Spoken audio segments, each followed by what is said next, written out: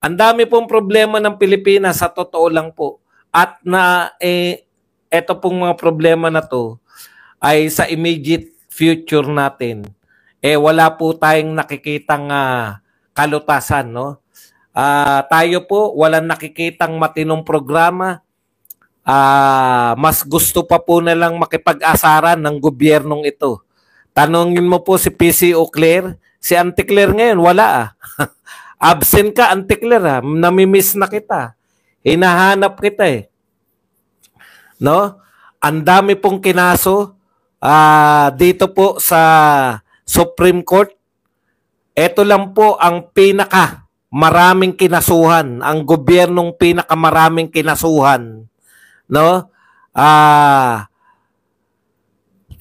Para po sa Supreme Court, no? Para ilinaw po sa Supreme Court. Takbuhan na po yung Supreme Court In fact, alam niyo po ba ang sinabi ng Chief Justice ng Supreme Court? Wala na po, panay sila na lang po. Sila na lang po yung inaatupag. Ito po ang sinabi ni si Chief Justice Alexander Gesmundo.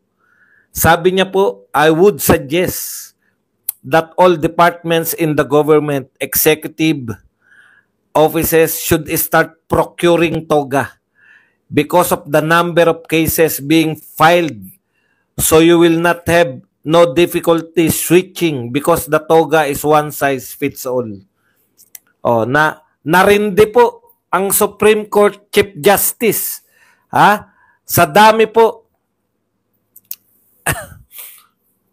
sa dami po ng kaso, no? Pinayuhan na po ng Chief Justice. Bakit hindi na lang kayo bumili ng maramihan ng toga? Sa dami po ng haharap sa Supreme Court ng mga departamento dahil sa sari-saring reklamo. For the first time, alam niyo po, malaking balita po pag ang executive inihaharap. Ito po, 2-5 po. Alam niyo po, sinasanay po tayo Yung sinasabi po ni BP Sara, nakikita po natin. Yung sinasabi natin na itong presidente ay hindi marunong magpresidente. Si BP Sara po nagsabi niyan. Ngayon, kitang-kita po natin. Kitang-kita po natin. Sa dami po na reklamo. At saka wala po silang pakialam. Akala nyo ba yung napapahiya? Yung mga Rimulya pag nagbabago-bago sila ng salita? Pinapangatwiranan pa. No, ano sinabi ni Boying nung doon din sa hearing, no?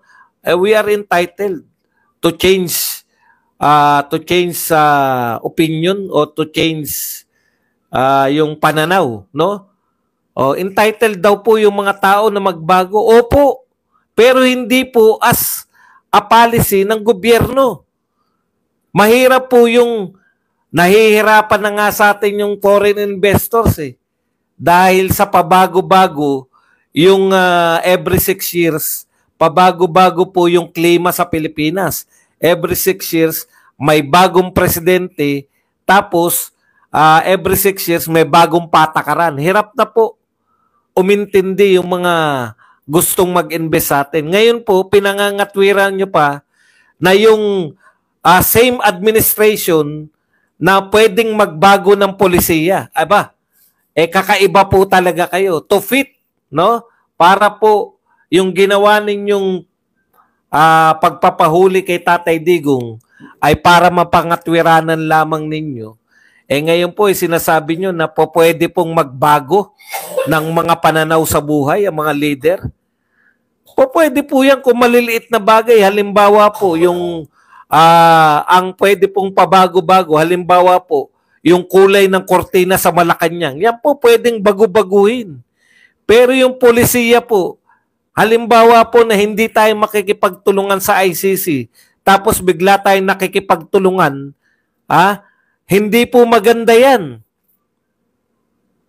Hindi po maganda yan sa isang bansa. Ngayon, nalantad po, dahil hindi kayo umattend, nalantad ni Senator Amy na talagang ito po ay planado. At kinote niya po si General Torre. Ito ay matagal ng plano. Matagal na palang plano. Opo, hindi po pumirma si Quezon sa sabina. Daig pa siya ng pangkaraniwang congressman. Sa totoo lang, Quezon, sa inaasal mo, daig ka pa ni Paduano. Si Paduano, maraming nagagalit. Galit tayo kay Paduano kasi Mr. Contempt. Pero pinangangatawanan niya na hindi nyo pwedeng pag pinatawag kayo, hindi po pwedeng hindi kayo dumalo dahil iko-contempt kayo ng House of Representatives. Pasensya na po kayo kung masyadong halo-halo na itong mga pinag-uusapan natin. Pero ito po, ang sinasabi po natin dito, kitang-kita po natin yung pattern ng gobyernong ito na wala pong isang salita, no? Hindi tayo makikipagtulungan, tapos nabibisto natin, nakikipagtulungan pala ng lihim sa ICC since 2024. Oh, ano ba yan? Tapos, ang dami po eh. Sabi nga ni Gesmundo, sa dami ng kaso, eto, ulitin ko lang, because of the number of cases being filed. Sa dami po ng kaso na pinapile sa gobyerno, bumili na raw kayo ng toga. Diyan pala sa Supreme Court, bawal ka mag-appear dyan nang hindi ka nakatoga. Pinayuhan na kayo. Tsak yan pag tinanong nyo si Auntie Claire. Iba na naman na isasagot niyan. Sasabihin na naman yan. Si Duterte, hindi. Alam nyo po, no? Inaasar na kayo ng Supreme Court.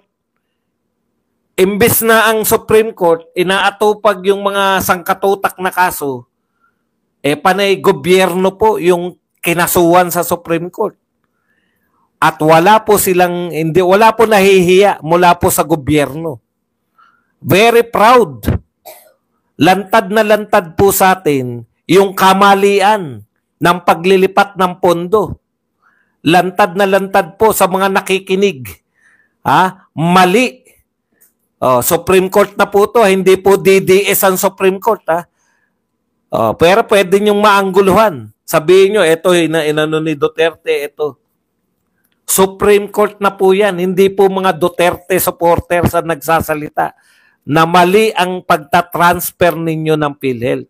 Ang linaw po, alam nyo, tumatalino po mga tao dahil sa pakikinig. Napapakinggan namin, sinasabi ng Supreme Court Justice, na yun po pala, pag may sobra kang pera, dalawa po ang dapat gawin ng PhilHealth. Ano po yun?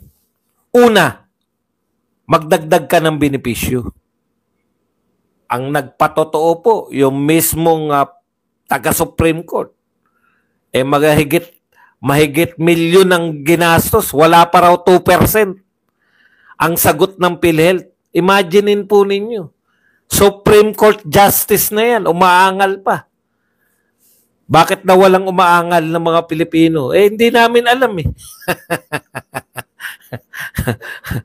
Pag binalikan ko kung magkano yung mga kinaltas nung nagpa-PhilHealth, nung na-ospital ako at sa kananay ko, baka ma-realize ko na ilang porsyento lang pala. Anyways, balikan po natin yung punto, no? Balik po tayo rito. Napakarami pong kinakaso sa Supreme Court. Isa pa lang po yan. Isa pa lang po yan sa ino-oral argument. Ano pa po? Meron pa po yung sa BICAM issue. Marirealize po natin ngayon eh.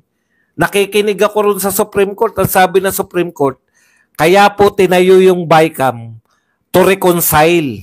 Diba? Kasi ang original po niyan, wala naman po pala yung BICAM na yan. No? Rules lang po yan ng Senate at saka ng HOR.